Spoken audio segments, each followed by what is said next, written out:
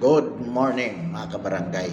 Ngayon po ay araw ng Linggo, February 9, 2025. Matagal po tayong nawala sa ating aralin sapagkat matagal din pong nawala itong channel na ito.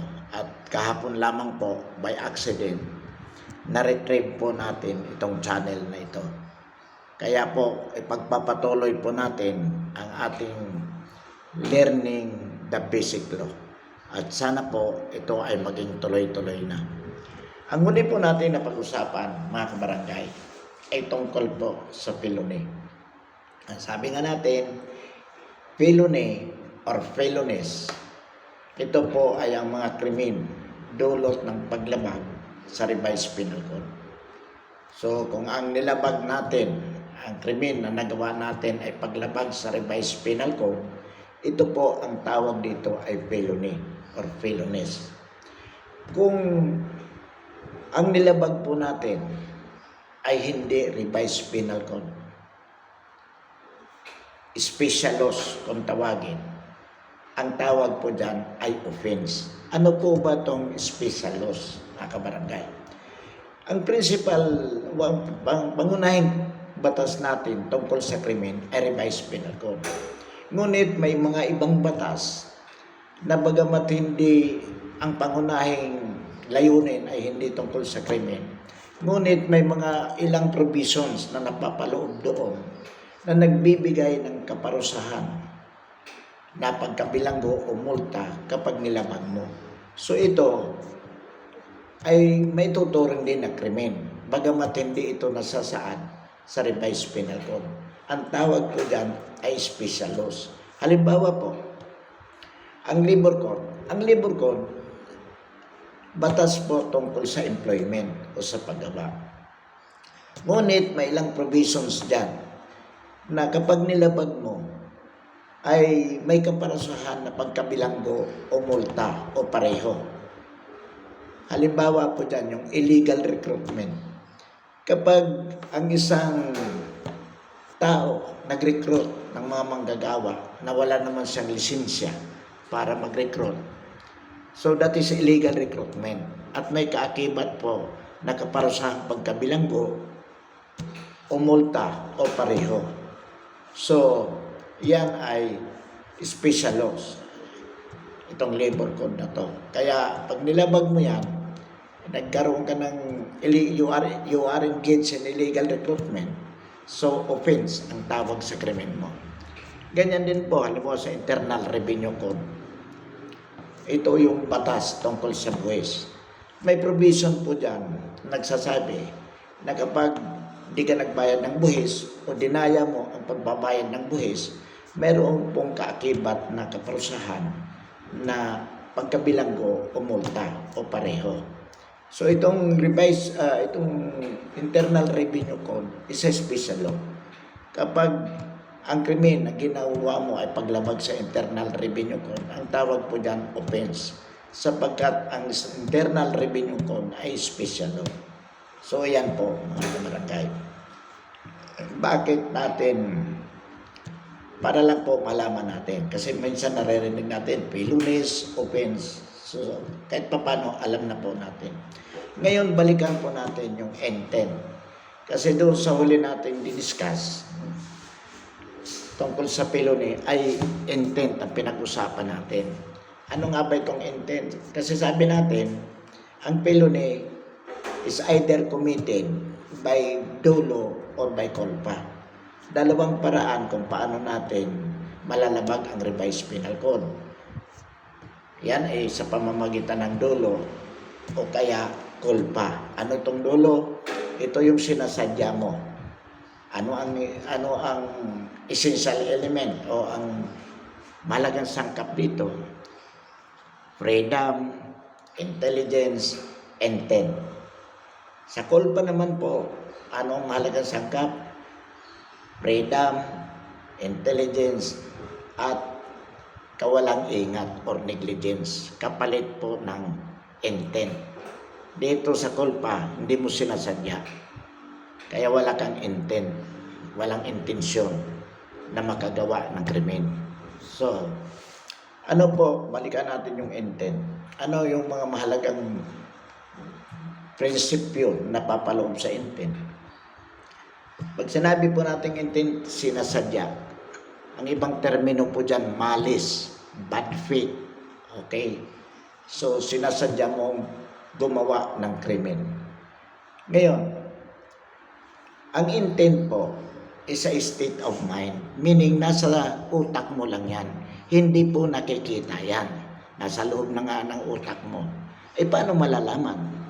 Yan po ay nalalaman sa pamamagitan ng ginawa mo o sa pamamagitan ng resulta na maituturing na crime, na krimen na ginawa mo.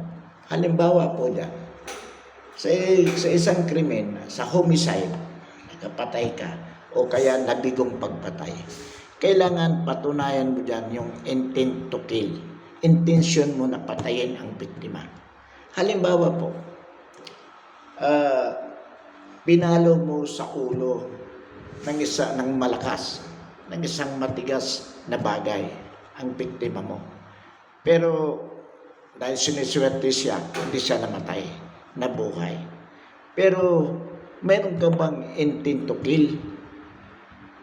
Opo, kasi kung hindi mo siya gustong patayin, hindi sana hindi mo siya pinalo ng malakas sa ulo ng matigas na bagay. Alam mo naman kasi na kapag pinalo mo to ng malakas, ng isang matigas na bagay sa ulo niya, mamamatay ito. Yun nga lang, swerte niya hindi siya namatay. So, you can either be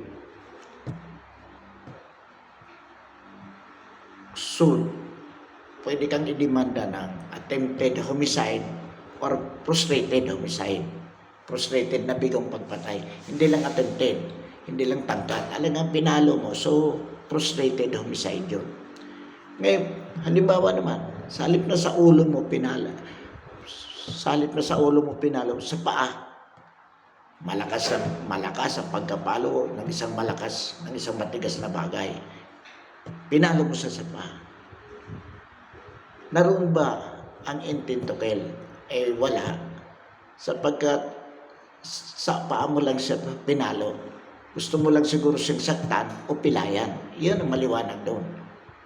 Ang intensyon mo saktan siya o kaya pilayan. Pero hindi intensyon mo siyang patayin. Dahil kung intensyon mong patayin, di sana sa ulo mo pinalo. So yan po ang intent. Makikita mo sa pamamagitan ng resulta ng gawa o ng krimen na nagawa mo. Ngayon, sa batas po, kapag nagkagawa ka ng krimen, ang palagay agad yan, sinadya mo. Maliban na lang kung mapatunayan mo hindi sinasadya. So pag naggagawa ka ng krimen, automatic. Ang palagay ng batas, sinadya mo yan, intentional yan. Ano nga yung krimen? Paglabag sa isang batas. Kaya kung wala ka namang nilabag na batas, bagamat you cause damage to another o napatay mo siya, pero ang paraan ng pagpatay mo ay hindi naman may tuturing na paglabag sa batas, hindi po mag-a-apply yung presumption na sinadya mo. Because presumption of intent to commit a crime is applicable only when the act is unlawful. Kung labag sa batas ang ginawa mo at naging krimen ito, automatic ang presumption o pinalalagay agad na batas, sinadya mo yan. Maliban na lang kung mapatunayan mo, hindi mo sinasadya. So yan po ang intent. Ngayon, balik tayo sa kulpa naman. Ang kulpa at ang dulo o yung intentional crime at saka yung culpable crime, hindi po pwedeng magkasama yan, magkasabay sa isang krimen. Ang krimen is either intentional or culpable. Sinadya o sa pamamagitan ng walang ingat. Hindi po sila pwedeng magsabay. Inconsistent silang dalawa. So ang krimen, kapag hindi sinasadya, iyan ay nagawa mo sa pamamagitan ng kulpa o kawalang ingat. Pag sinadya mo naman yan, hindi mo pwedeng sabihin, hindi ko sinadya. Nagawa ko lang yan dahil sa hindi ako nag-ingat. No. So maliwanag po yan. Ha? Ngayon, dito po sa kulpa, mga kabarangay, ang pinarurusahan po dito ay yung kawalang ingat. Halimbawa po, para maliwanag, ikaw, wala kang ingat sa pagmamaneho. Kaya nasagasaan mo sa iwan at namatay. Ang demanda sa iyo, hindi homicide. Kasi pag nakapatay ka, dapat homicide yan kung sinasadya ang pagpatay mo sa kanya. Homicide yan. Pero napatay mo si Juan dahil hindi naman sinasadya, napatay mo lang sa dahil nasagasaan mo kasi hindi ka nag-ingat. Anong demanda sa iyo? Reckless imprudence resulting to homicide. O kaya naman, kung nabangga mo yung bahay o nasira mo yung anumang bagay, reckless imprudence resulting to damage to property. So yan po ang demanda.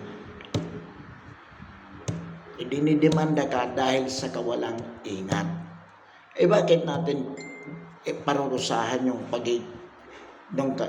ng kawalan mong ingat? Hindi naman yan kung tutusin masasabi mo na krimen o nabis. Kasi po, kapag hindi mo idinimanda ang tao na nakagawa ng danyos perwiso sa kapwa, hindi mo siya parurusahan sa kawalang ingat, hindi yan mag-iingat. So para mapilitan siyang mag-ingat sapagkat alam niya na kapag hindi siya nag-ingat at may naperwisyo siya o may napatay siya, parurusahan siya. So yan ay mapipilitan siyang mag-ingat. So yan pong dahilan kung bakit pinarurusahan ng batas yung negligence o kawalang ingat. Dalawa po yung culpa, no? Sa either negligence or imprudence. Pag sinabi mong negligence, hindi mo ginawa yung dapat mong gawin sa panahon na kailangan mong mag-ingat. Hindi ka naging maingat. Base sa circumstances. Halimbawa, para maliwanag, no? Nagmamaneho ka, napatapat ka sa isang elementary school, public elementary school.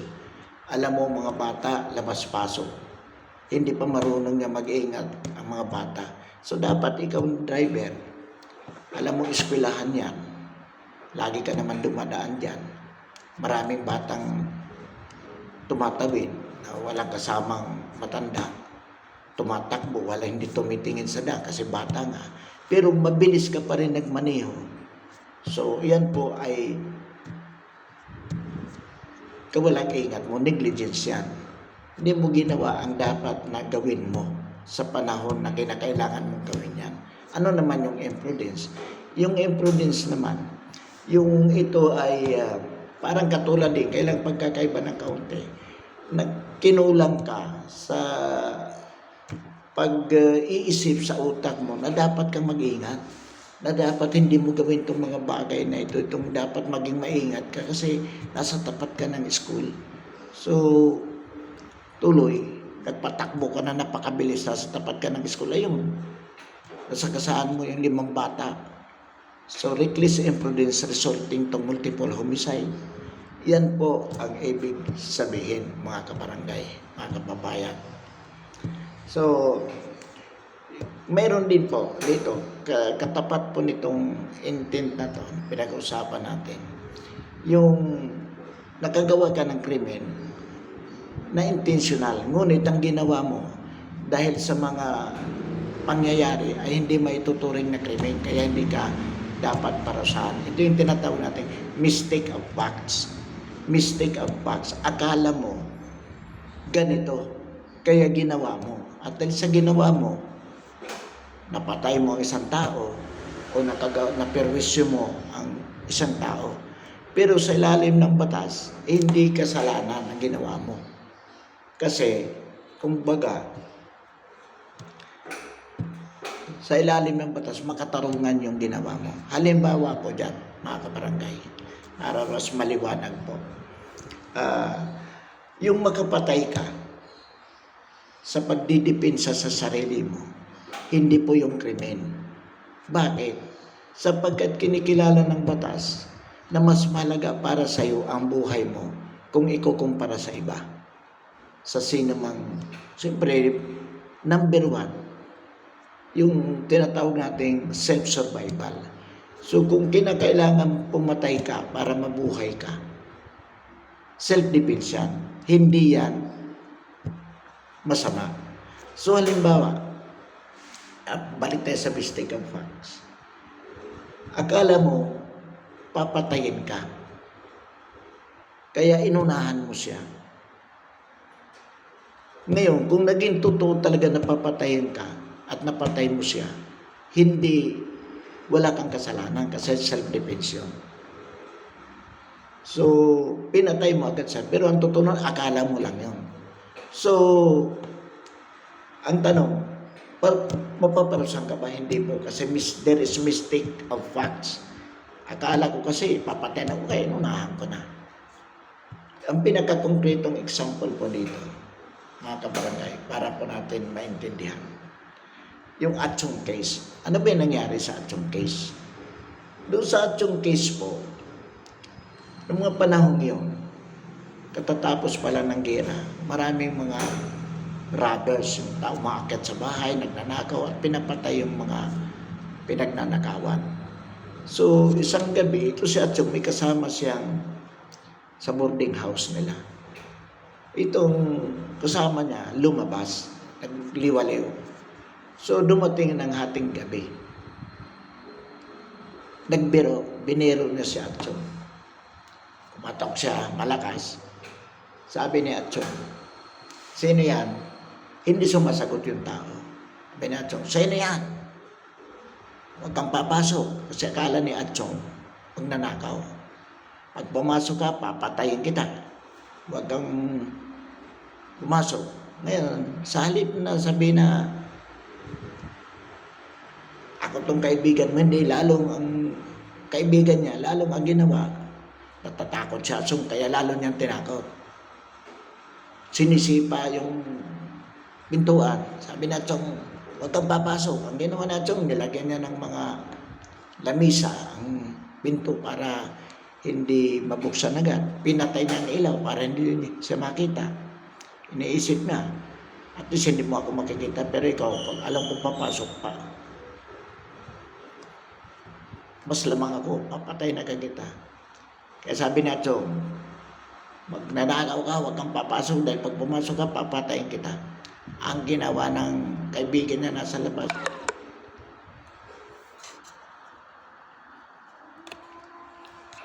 lalong sinipa ang pinto, nabuksan. Pagbukas, bigla niyang pinatay.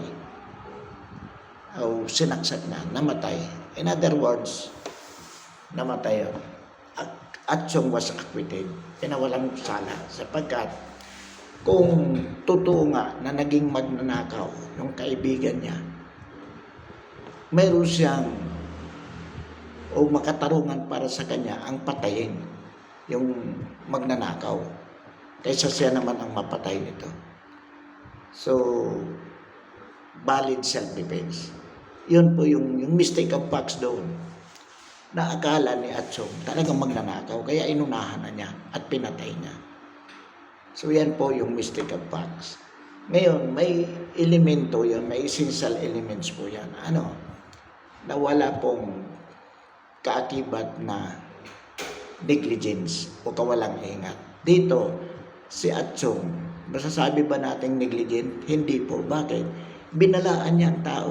Sabi niya, huwag kang papasok dahil pag pumasok ka, papatayin kita. Pumasok pa rin. O hindi, akala nga niya, magnanakaw na, inunahan na niya. Kaya po, napatay na. Pansamantala, mga kabarangay, tapusin muna natin ang ating talakayan upang muli nating ipagpatuloy sa darating na mga araw. Maraming salamat.